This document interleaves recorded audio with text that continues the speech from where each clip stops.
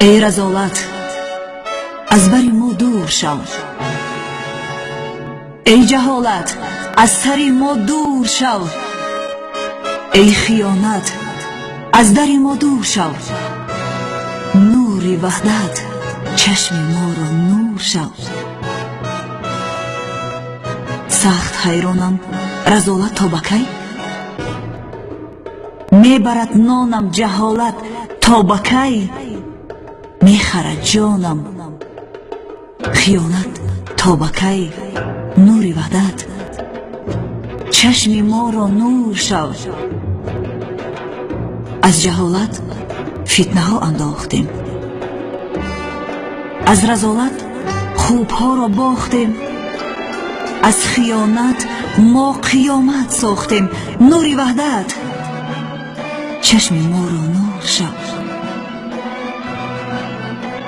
تا در وحدت به ارمان آمدیم، زخم های سینه درمان آمدیم، ما به امر دل به فرمان آمدیم، نور وحدت چشم ما را نور شو. نور وحدت چشم ما را نور شو.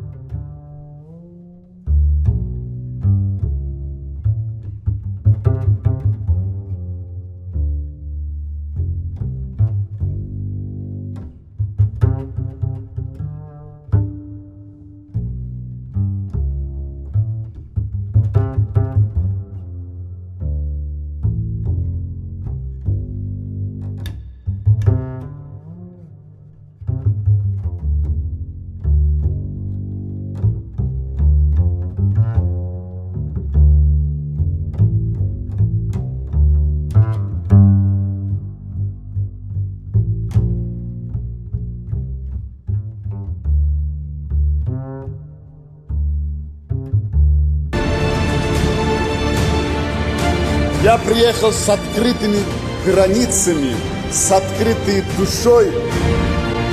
У нас открываются новые страницы наших взаимоотношений. Мы по-новому относимся к нашей истории, которую мы обязаны были продолжать.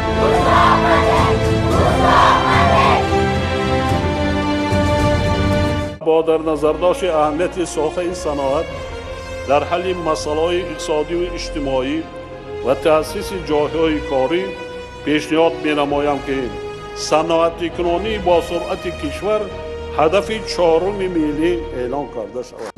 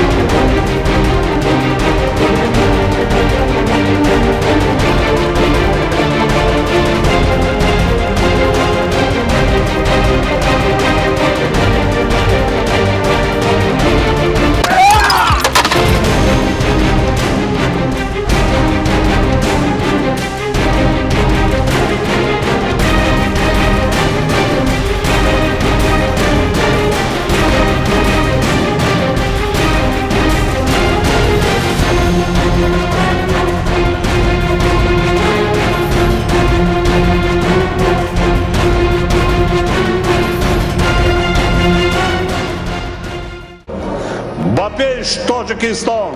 Ура!